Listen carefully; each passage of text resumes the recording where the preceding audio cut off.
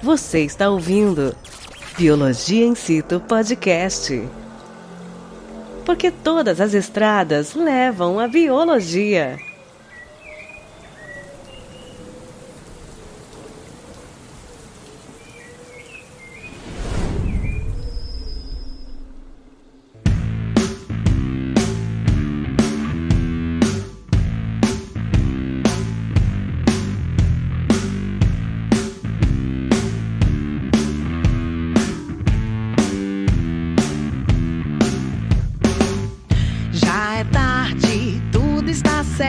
Cada coisa posta em seu lugar. Filho dorme, ela arruma o uniforme, tudo pronto pra quando despertar.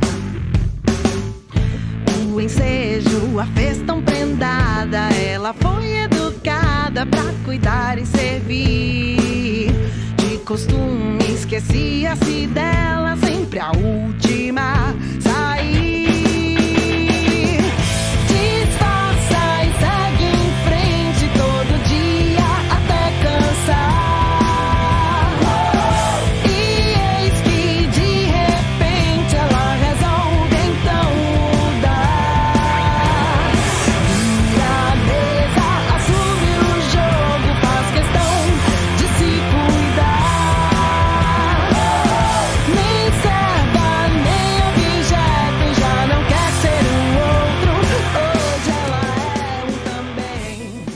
Olá, Bio20, tudo bem com você? Eu sou o Ricardo, seu host de hoje, e eu não tô sozinho não, tô aqui com a minha Todinha, minha companheira de aventuras. Adorei! Que é a Cris, tudo bem, Cris? Olá, Bio20, olá, Ricardo, tudo bem sim com você? Quero saber dos Bio20 também, né, como eles estão aí. E pegaram essa referência do Ricardo? Eu tenho que dar aqui a fonte mesmo da referência, que é a Cafeína, nossa querida voz da vinheta do Biologia in Situ, que sempre é a primeira voz que vocês escutam aí quando toca a vinheta do podcast. Ela que fala isso com a Patsy lá no podcast Papo Delas. Ela fala que a Patsy é a Todinha dela, companheira de aventuras lá. Então, tem beijo, Cafeína, beijo, Patsy. Beijo, nossa madrinha do podcast, né? E galera, eu espero que vocês estejam bem, que tenham gostado, então, da música que abriu o nosso episódio. Deve ter, né, ficado bem baixinho aí, porque a gente não quer que derrubem o episódio aqui por conta de direitos autorais. Mas a música trata-se de Desconstruindo Amélia, que é uma composição da Pitty, do guitarrista Martin Mendonça, que foi lançada em 2009. E talvez algumas de vocês associem a Amélia do título dessa canção a uma outra Amélia, sabe? Aquela da música clássica de 1942, aquela do Amélia não tinha a menor vaidade, Amélia que era mulher de verdade. Bom, essa música foi escrita por Ataúfo Alves e Mário Lago, e eles consideravam, né, essa Amélia mulher de verdade, né, entre aspas, sempre submissa e que suportava todas as dificuldades sem reclamar e é até capaz de encontrar beleza nisso tudo. Bem isso. E a escolha da música, né, da Pitty tem a ver com a valorização da mulher que, após tomar consciência, né, do seu papel social, acabou desconstruindo a imagem tradicional da mulher perfeita, né, entre aspas, criada a partir do olhar do homem, e aí se assume como condutora do seu próprio destino. Como diz a música, nem serva nem objeto, já não quer ser o outro, hoje ela é um também. E aí você pode estar se perguntando o que essa mulher que se considera um ser humano completo tem a ver com o tema do nosso episódio. Ah, Ricardo, tem tudo a ver, viu, Bio20s? Já que é ela que passa a decidir o que é melhor para o seu corpo e para o momento de vida. Segue com a gente e você vai perceber que as duas coisas se conversam e também caminham juntas. Sim, e já no tema a gente vai se fazer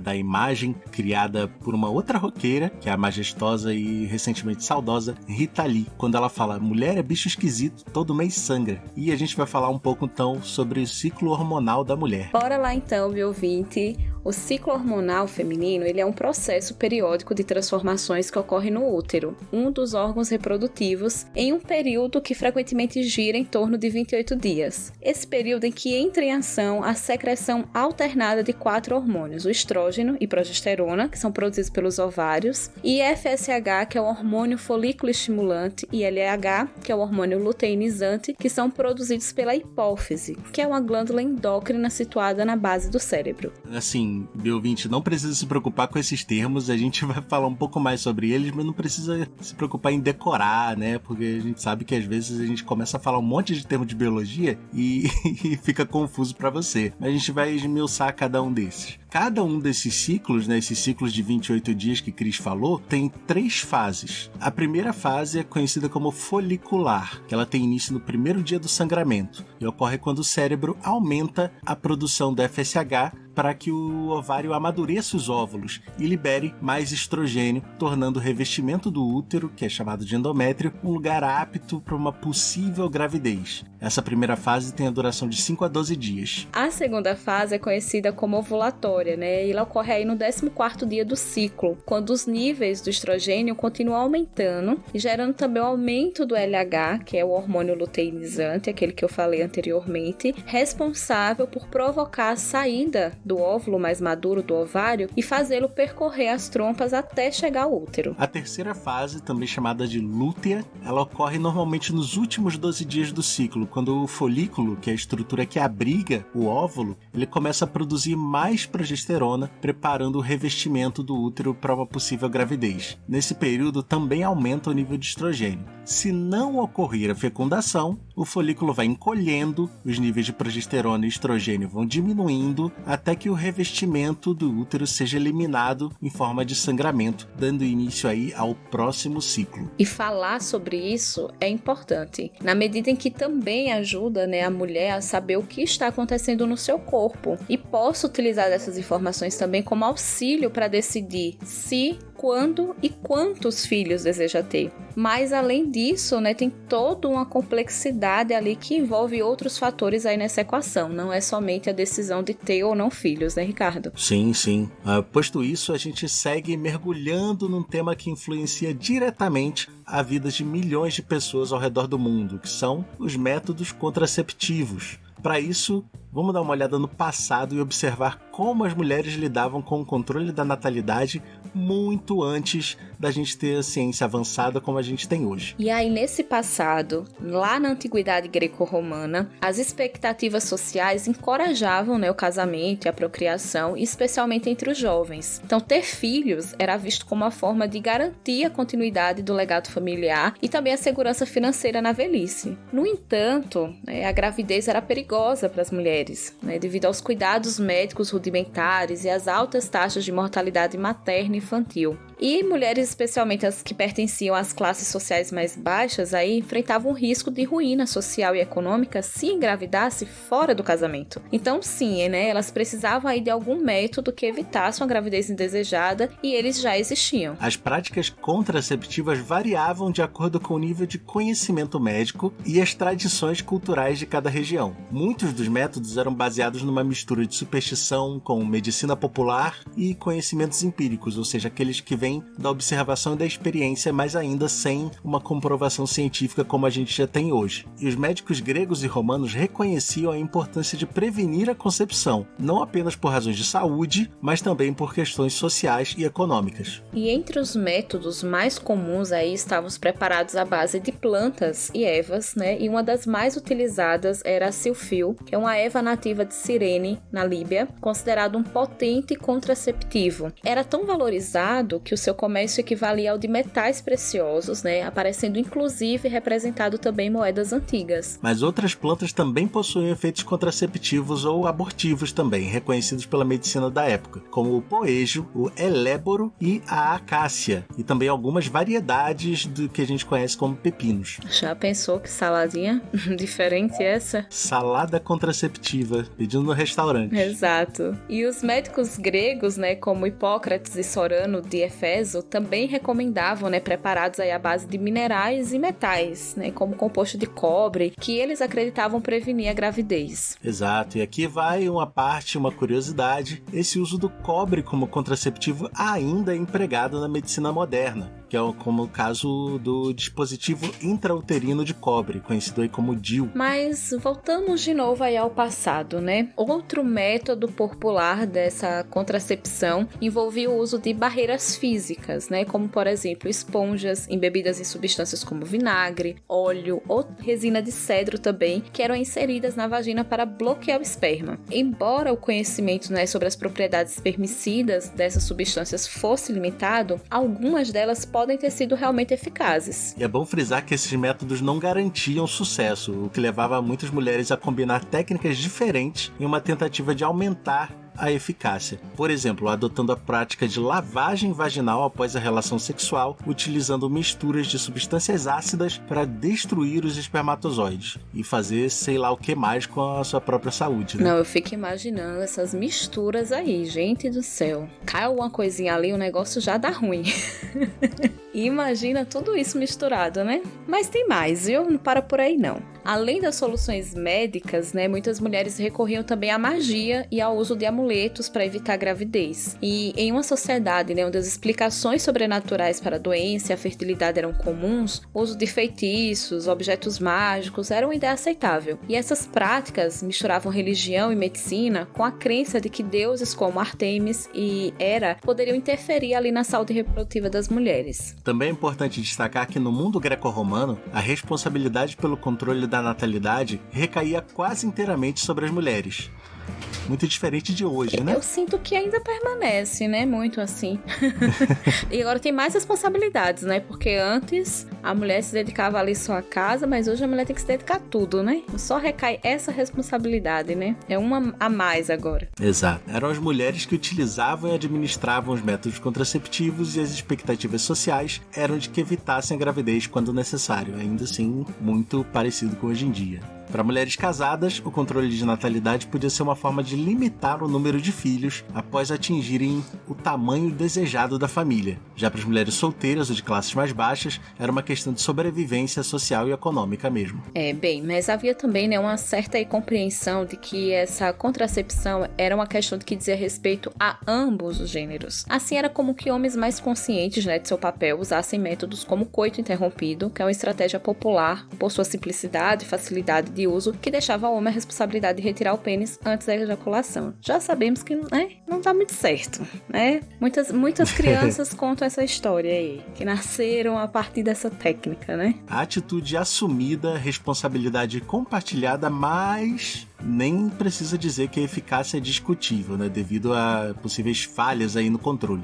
Já era conhecido na Grécia Antiga um método contraceptivo que seguiu séculos adiante até hoje, que é o uso de preservativos. Eles eram feitos de materiais como intestinos de animais ou linho. Vale dizer que eles continuam a ser usados, se modernizaram e hoje consistem em uma camada fina de borracha. E nos dias atuais, vale lembrar que, segundo a Organização Mundial de Saúde, que é a OMS, os métodos contraceptivos eles continuam a desempenhar um papel fundamental na autonomia reprodutiva e na saúde das mulheres e permitindo, assim, um planejamento familiar mais eficaz. Então, que tal saber quais são os métodos aí mais usados e como eles funcionam? Vambora! Atualmente, o leque de métodos contraceptivos é vasto e inclui opções hormonais e não hormonais, cada uma com suas características e suas taxas de eficácia. Entre os métodos mais utilizados estão as pílulas, preservativos, dispositivos intrauterinos, que são o DIU que a gente já falou, implantes hormonais, anel vaginal, adesivos, além de ampolas injetáveis.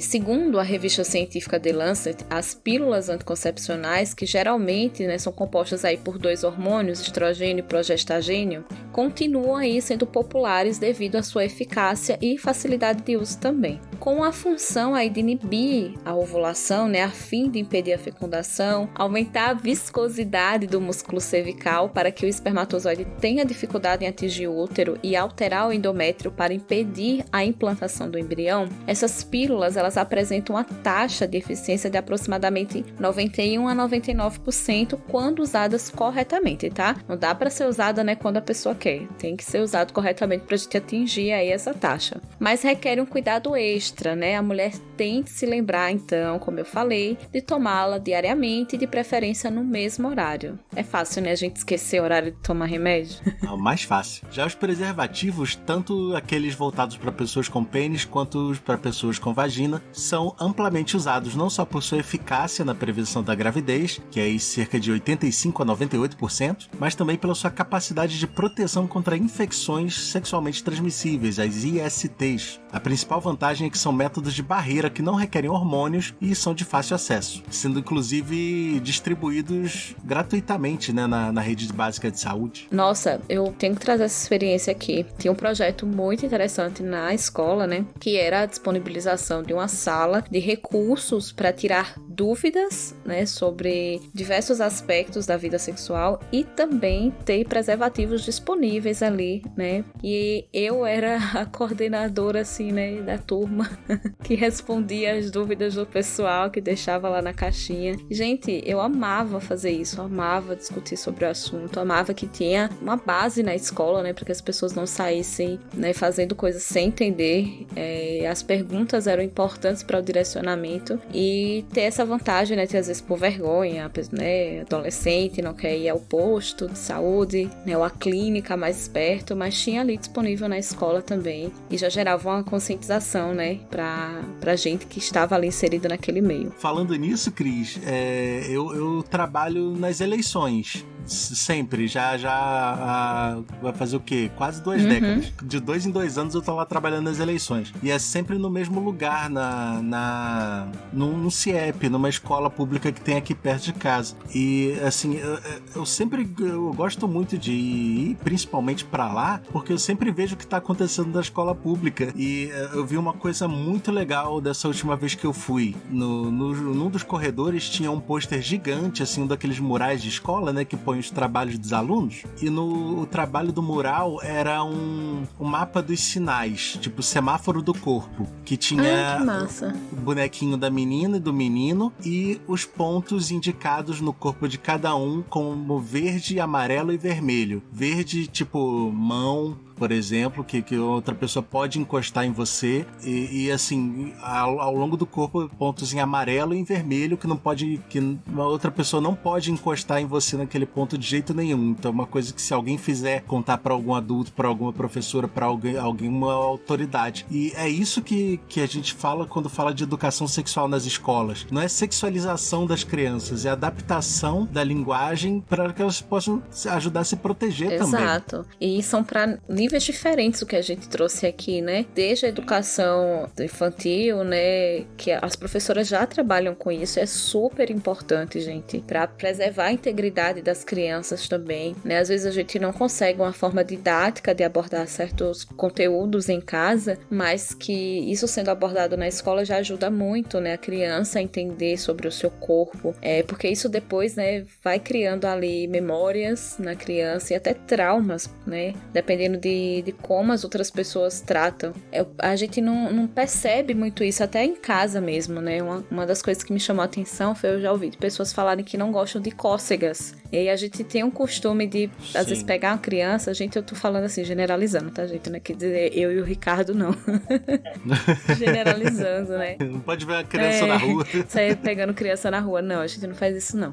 Mas as pessoas, crianças conhecidas ou desconhecidas, ficam fazendo cócegas ali na criança. E na vida adulta, a pessoa tem aversão total a isso, sabe? Isso cria um negócio muito ruim, porque a criança não quer aquilo, mas a pessoa não para, né? Também naquele momento de tá fazendo, porque acha que é engraçadinho, a criança se contorcendo ali, agoniada com as cócegas, né? Então é importante a gente ter essa autonomia para ter essa preservação da integridade das crianças também. E parem com isso, né? Desses kits aí que, gente, não existem. Por favor, né? A gente na escola busca educar da melhor maneira possível. E é isso que vem mudando muito a realidade, né? Principalmente para a questão das infecções sexualmente transmissíveis, que a gente, por conta, né, de todo esse trabalho, a gente no Brasil consegue ter hoje baixíssimas taxas, né, dessas doenças comparados a outros lugares do mundo. Sim, e muitas vezes a criança é abusada em casa, né? E se ela aprende na escola que às vezes o que ela tá passando é um abuso, ela pode até pedir ajuda sair daquela situação. Exatamente. Né? É muito importante isso que você falou, a adaptação para cada linguagem. Você não vai chegar numa turma de terceiro, quarto ano e distribuir camisinha, mas você vai falar do semáforo do corpo, né, para os mais jovens. Muitas pessoas que falam contra a educação sexual nas escolas, elas estão falando muitas vezes de um espantalho, elas estão falando que vão sexualizar as crianças, sendo que ninguém nunca disse que ia fazer isso. Eu lembro que a melhor aula que eu tive na 4ª série foi a professora ensinando que era menstruação. Porque muitas crianças, né, do sexo feminino têm precocemente e tem todo aquele tabu em cima do assunto, e às vezes a pessoa não sabe nem o que fazer nesse momento, nem como agir, nem o que utilizar por conta de ser um tabu no meio familiar. E quando ela deu aquela aula, ela incentivou a gente a comprar, né, formas de você ali controlar a menstruação, seja absorventes ou outros métodos, para conhecer, para tocar em algo que ia virar uma realidade pra gente. E eu me lembro dessa aula, desse dia perfeitamente, mas lembro também de ir com minha mãe no supermercado fazer a compra pra ver, pra sentir, pra ver como é que usa, né? E a dona do supermercado, né, criar um caos ali naquele momento me deixar muito envergonhada, porque eu tava levando um absorvente como se fosse uma coisa de outro mundo, de outro planeta. Eu falei, mas gente, todo mundo usa, por que o pessoal tá agindo assim? Porque eu estou, né, levando como se fosse algo absurdo, né, de eu estar tocando naquele momento. Mas é só para vocês terem noção de como isso ainda, né, e isso continua ainda sendo tabu, né? Muitas crianças passam por momentos constrangedores porque não tem esse tipo de aula, não tem esse tipo de interação. E é fundamental, gente, é fundamental. Pra vocês terem noção, já fui dar aula, assim, de reposição para outro professor que não pôde ir. E quando eu abri para perguntas, só veio perguntas sobre educação sexual. E eu via a necessidade deles, sabe, de entenderem coisas básicas. Não era nada absurdo, eram coisas básicas do dia a dia, sabe, para as mulheres e para homens também. E como a falta de conhecimento também levavam e pode levar as crianças a fazerem coisas assim que pode prejudicar até a própria saúde, sabe? Eu vi crianças do sexo masculino perguntando como tomar Viagra. Gente, adolescente, não precisa, né? Não tinha nenhuma necessidade. Mas de não compreender o uso e que era o medicamento e para que servia e por que utilizar, e ouvir, né, às vezes por conversas que chegam de forma errônea a eles, que deve ser utilizado e que tem a ver com masculinidade, e que poderiam fazer uso totalmente incorreto daquilo, né, e causar um problema sério de saúde na criança. Então, a educação é muito importante, gente. E claro que sempre, como o Ricardo falou, adaptado aos mais diferentes níveis ali dentro da escola, né?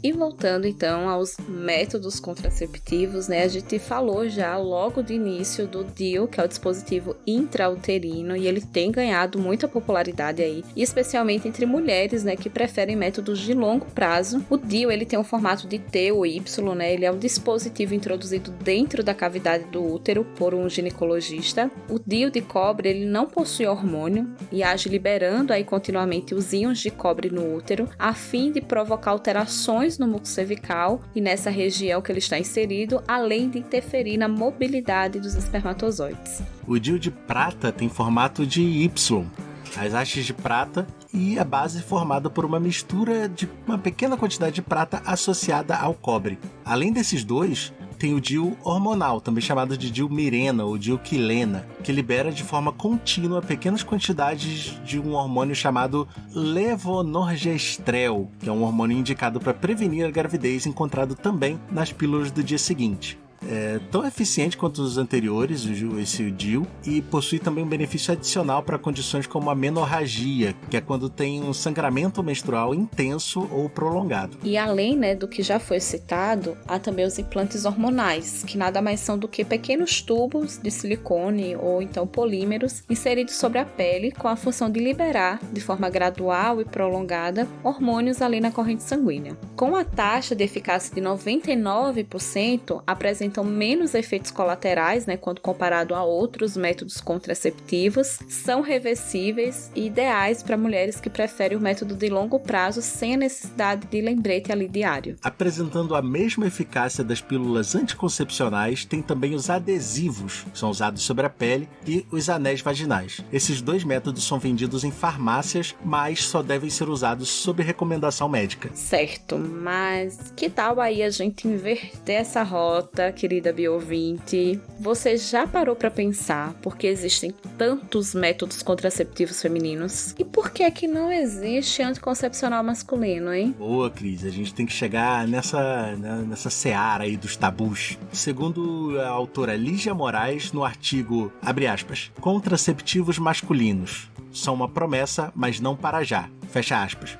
Esse artigo foi publicado na revista Veja. Segundo ele, a escassez de métodos contraceptivos masculinos em comparação com os femininos resulta de uma série de desafios biológicos, técnicos e culturais. Isso porque, a biologia reprodutiva masculina apresenta um desafio. A produção de espermatozoides é contínua, com milhões deles sendo gerados diariamente, ao contrário do ciclo menstrual feminino, que pode ser manipulado de forma bem mais previsível. Assim, para que um método contraceptivo masculino seja eficaz, ele deve interromper essa produção sem causar danos permanentes à fertilidade ou provocar efeitos colaterais indesejáveis. E aí, pensando na quantidade deles, acho muito difícil essa tal pílula do homem dar certo. E tem mais, os métodos hormonais destinados aos homens, que geralmente envolvem o uso dos hormônios testosterona e progestina para suprimir a espermatogênese, que é o processo responsável pela produção dos espermatozoides, eles enfrentam desafios significativos, já que podem interferir no equilíbrio hormonal natural e resultar em efeitos colaterais, como a diminuição da libido e alterações de humor. E mesmo os métodos não hormonais, que buscam modificar a motilidade ou função dos espermatozoides, eles também apresentam dificuldades em atingir a eficácia necessária sem efeitos adversos notáveis. E é claro, Cris, os desafios técnicos são acompanhados por questões culturais e sociais. Historicamente, a concepção tem sido predominantemente associada às mulheres, o que resultou em um investimento desproporcional na pesquisa e desenvolvimento de métodos femininos apenas.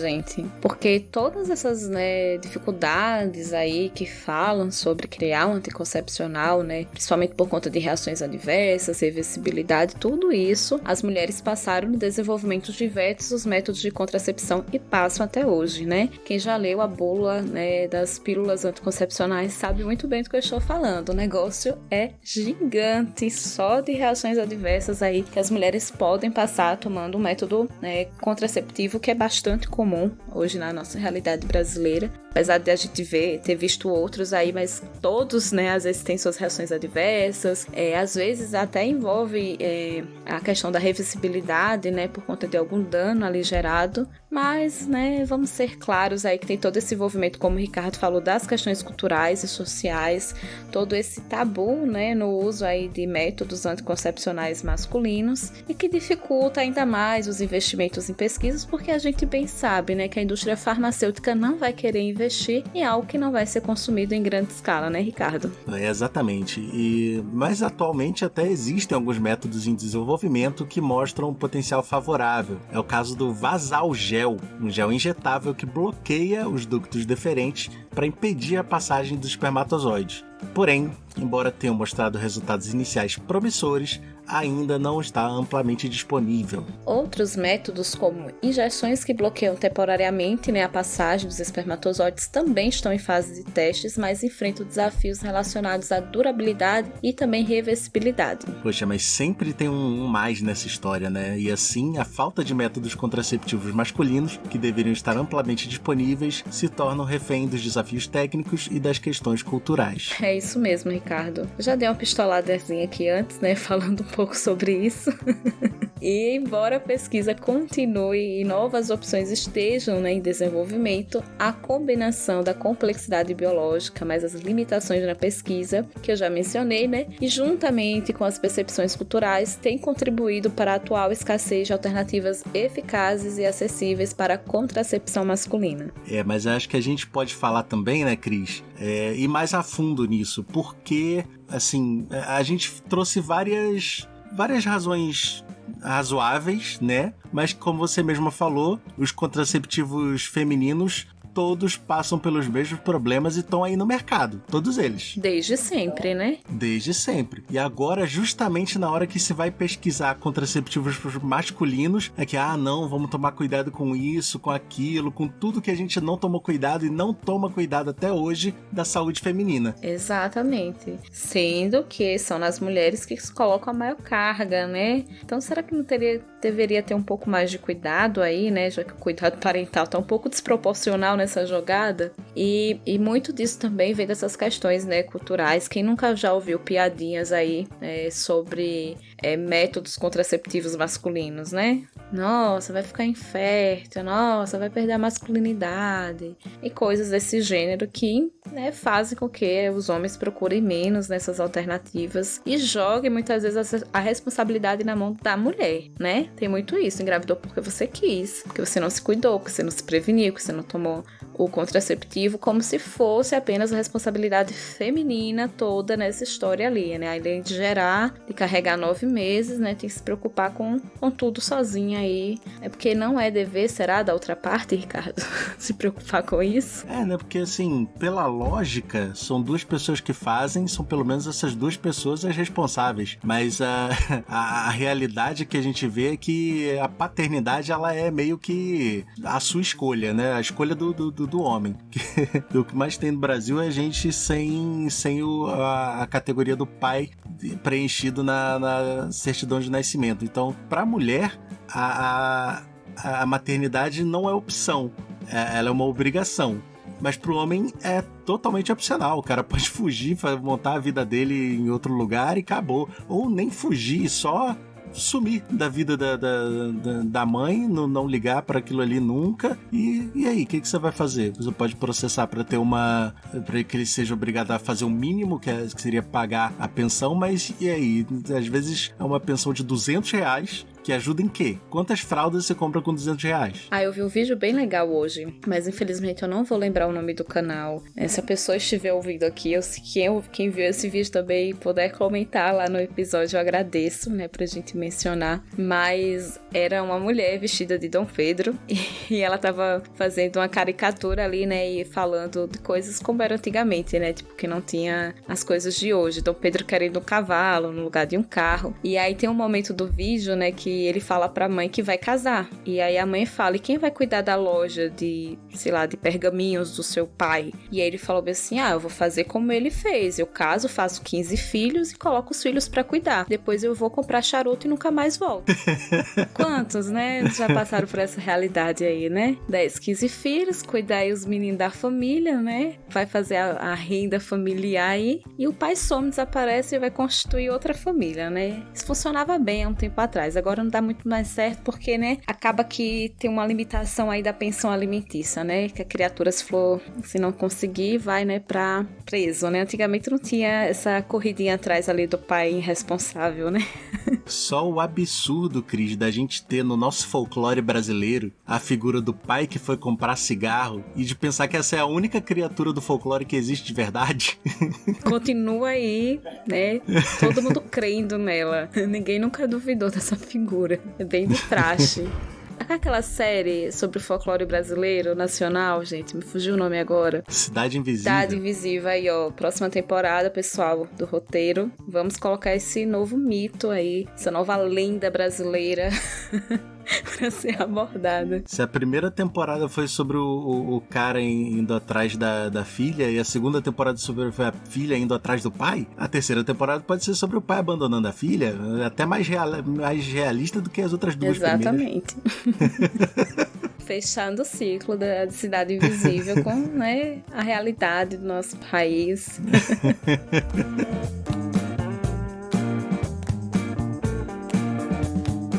E pensando na questão da prevenção, a gente vai tocar agora um aspecto importante do universo feminino, que é a laqueadura, um procedimento cirúrgico também conhecido como ligadura das trompas, realizado em mulheres para evitar definitivamente a gravidez. Embora seja um dos métodos mais eficazes, com mais de 99% de sucesso, segundo a OMS, é bem polêmico por ser um procedimento de esterilização feminina irreversível. Por isso tem sido amplamente debatido em virtude de questões legais, sociais e de autonomia reprodutiva. E um dos principais pontos de discussão gira em torno da autonomia da mulher sobre o seu próprio corpo, né? Especialmente em contextos onde a sociedade e o sistema legal impõem restrições ou critérios rigorosos aí para a realização do procedimento. Quem já passou por isso sabe, né? Às vezes a mulher pede lá pra fazer a laqueadura e o médico olha pra ela e fala: mas você tá tão jovem, você pode ter mais filhos, eu não vou fazer agora. Mesmo você querendo, não vou fazer. Quem manda na sua vida sou eu. Eu que defino o momento certo, ou seja, não é a mulher ali querendo fazer.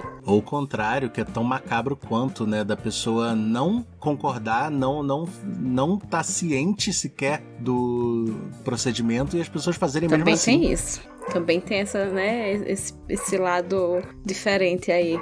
Ou só a mulher, né, tomar essa decisão irreversível aí sobre a sua reprodução. Como se fosse a única que existisse, né? Parece incrível e sem noção, mas a verdade é que tradicionalmente as mulheres enfrentaram dificuldades em acessar esse método contraceptivo, uma vez que a reprodução era vista como responsabilidade primária feminina, que limitava sua capacidade de tomar decisões sobre a própria fertilidade. Era preciso autorização do marido para poder fazer o procedimento. É um absurdo dos absurdos, né? Se ela engravida, é culpada porque se permite engravidar. Se tem muitos filhos, é louca, né? Se não quer ter filhos ou está contente com os que tem, não pode ter o direito de escolher o método ou o procedimento.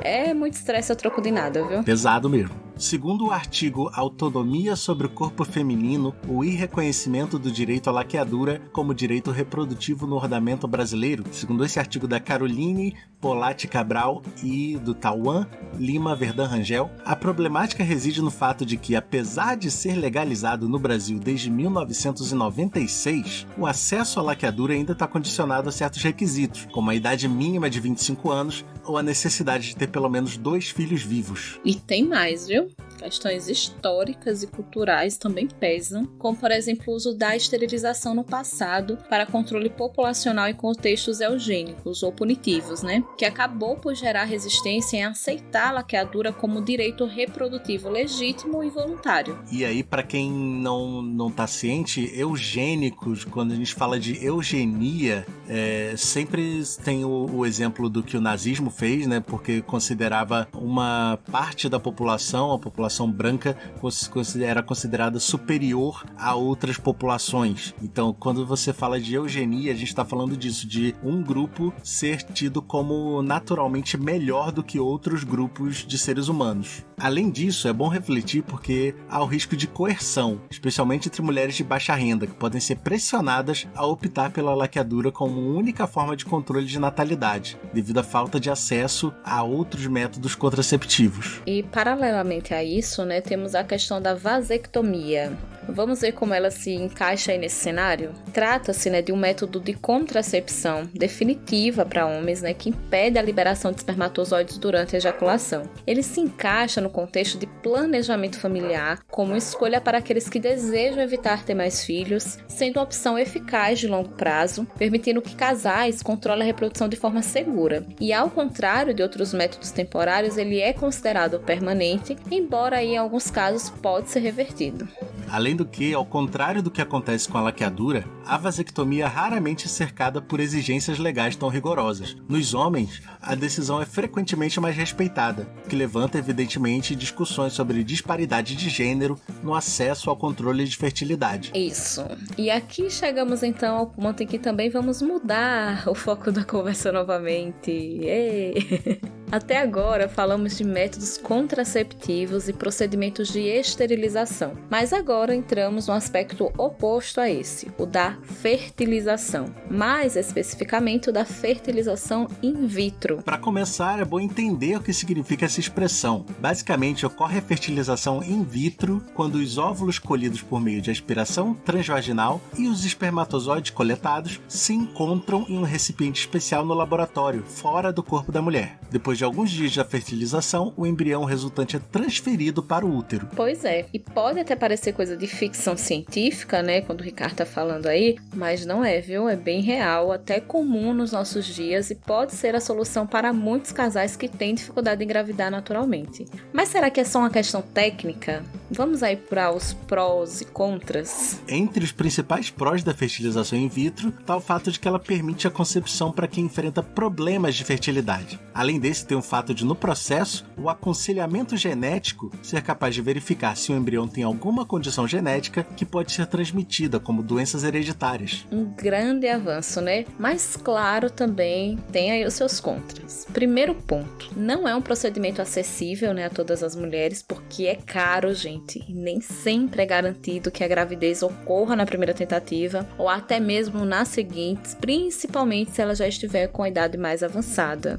E sem falar que o processo pode ser emocionalmente desgastante. E a gente tem um caso bastante famoso, né, Ricardo? Sim, né? Porque até para ajudar que aconteça a gravidez na primeira tentativa, eles costumam botar mais embriões de uma vez só no útero. E aí, assim, existe a chance de só um deles sobreviver, de nenhum sobreviver e precisar de uma outra tentativa, mas se eles botam mais, também tem a chance de que todos eles se desenvolvam, né? Que foi o caso da Fátima Bernardi, que é um caso, assim, bem representativo dessa situação que a gente está falando, que são pessoas com acesso, que puderam fazer, né? Ela e, na época, o William Bonner, e no caso dela, pelo menos 3 embriões, que não se sabe, né, se foram implantados mais do que isso, mas 3 embriões se desenvolveram e ela teve aí trigêmeos, né, desse processo.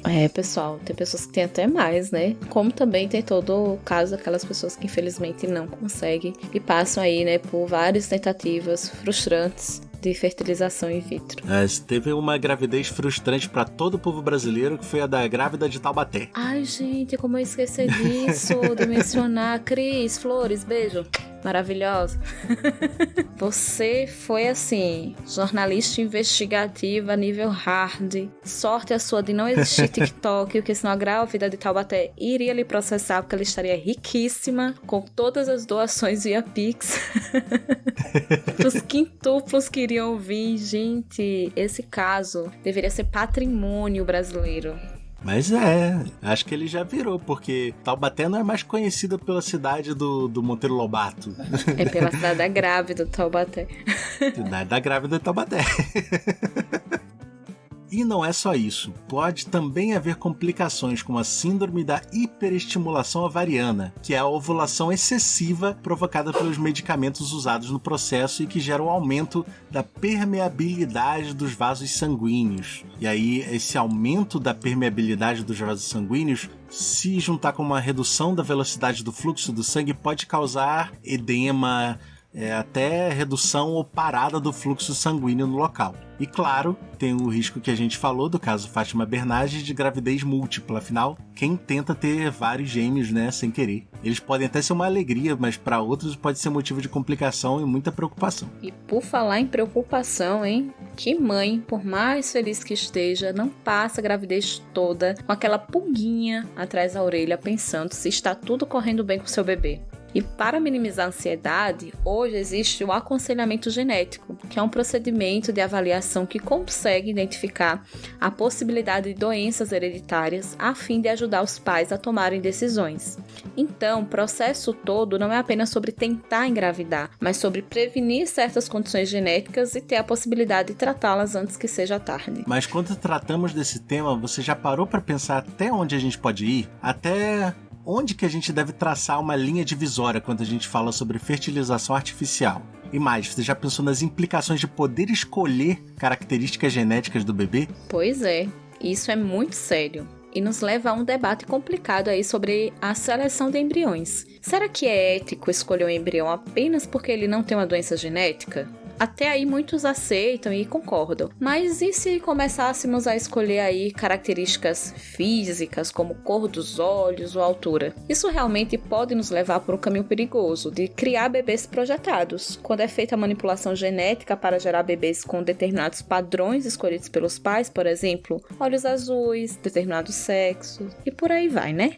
Isso é de arrepiar, e me lembra que a gente não tá muito distante assim, né, hoje em dia, de uma sociedade distópica controlada por um regime autoritário como a que o Aldous Huxley descreveu no livro Admirável Mundo Novo. E a gente vai parar por aqui, porque a discussão é profunda demais, muito complexa. Fica aí, talvez até, né, de sugestão para um próximo episódio. Se você quer ouvir a gente falar sobre a distopia em que a manipulação genética é uma realidade, deixa um comentário aqui nesse episódio. Além do livro Admirável Mundo Novo, tem também o filme Gattaca, que fala também sobre isso. Mas fica aí de dica, então. Então, voltemos ao ponto em que discutíamos os aspectos positivos da fertilização in vitro. Uma situação que já faz parte da nossa realidade é o fato de uma mulher solteira poder optar por ter um filho de forma independente e sem qualquer ligação ou relação com o pai biológico dessa criança. Isso é possível e basta recorrer ao banco de esperma e ter uma soma considerável aí de dinheiro para pagar as custas de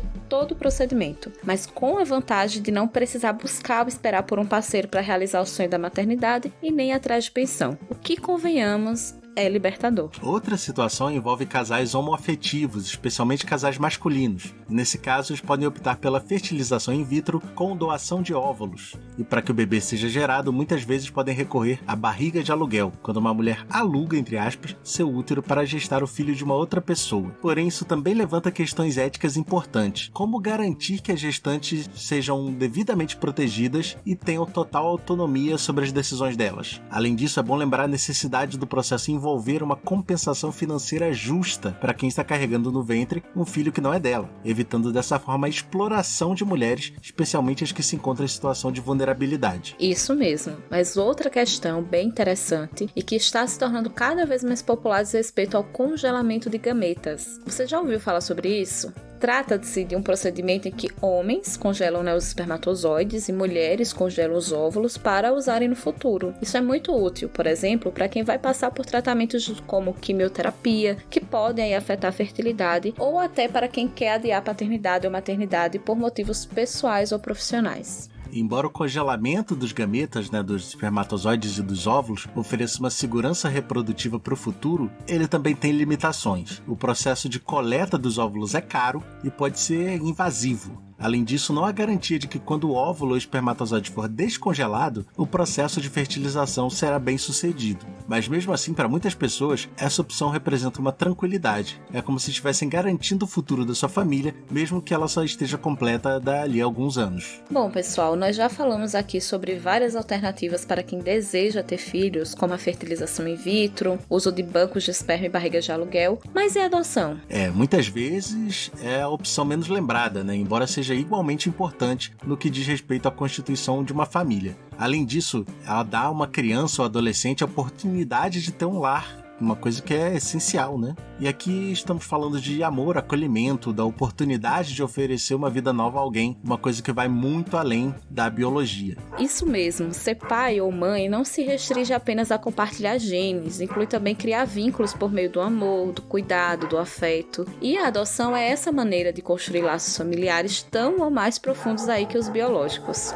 E o interessante é que cada vez mais casais solteiros e casais homoafetivos estão vendo na adoção uma oportunidade incrível de dar origem a uma nova família. E nesse ponto, não custa lembrar que as instituições de acolhimento têm muitas crianças e adolescentes esperando pela oportunidade de serem abraçadas e viverem a realidade familiar. Mas não podemos nos esquecer de que desafios eles existem e precisam falar sobre eles também, A começar pelo próprio processo de adoção, que pode ser bem demorado, afinal os trâmites legais são rigorosos, que é para garantir ali que as crianças sejam colocadas em lares seguros. Assim, a paciência ela passa a ser um aspecto essencial do processo. Isso pode ser frustrante para muitos, mas é importante entender que todo o processo é pensado de modo a levar em conta o bem-estar da criança e do adolescente. Cris, também tem outras questões a serem levantadas quando o assunto é adoção, como, por exemplo, o perfil desejado pelos adotantes. Na maioria das vezes, as pessoas preferem bebês ou crianças bem novinhas. Isso torna mais difícil a adoção de crianças mais velhas. Nesse ponto, vale uma reflexão. Será que a idade da criança deve ser uma barreira? Crianças mais velhas também precisam de um lar e de uma família que as ame. Além disso, precisa considerar também que cada adoção é uma oportunidade de mudar vidas. É isso mesmo, Ricardo. E é aí que entra, a importância de campanhas e programas que mostram a adoção, não só como última opção, mas como a primeira pedra da construção de um lar apoiado no respeito, no cuidado e também no amor. Muito bem, Cris, falamos aí de um assunto importantíssimo. Tava faltando a gente falar de métodos contraceptivos aqui, né, no Bio In Situ. Sim. E é um assunto que é muito importante, né, até para as pessoas que queiram se informar e que às vezes não consigam, né, nos meios tradicionais, mas a gente está aqui justamente para abordar esses assuntos de diferentes formas e também trazer, né, diferentes visões aqui sobre o mesmo tema para que a gente consiga discutir juntos. E caso a gente não tenha mencionado, né, algo que seja interessante, que vocês queiram trazer nos próximos episódios ou até para contribuir com esse mesmo que a gente fez, deixe nos comentários, entre em contato com a gente pelas redes sociais. Essa troca é muito importante, até para que a gente consiga trabalhar outros temas relevantes aí para vocês, ouvintes, aqui no Biologia In Situ. Exatamente. As nossas redes sociais são o Instagram, Facebook e LinkedIn como @Biologia In Situ e no Twitter e TikTok, agora o Twitter de volta, né? Infelizmente, já voltou. Assim, um bom tapa na cara daquele sem vergonha do dono do Twitter, mas infelizmente quer dizer que o Twitter voltou também.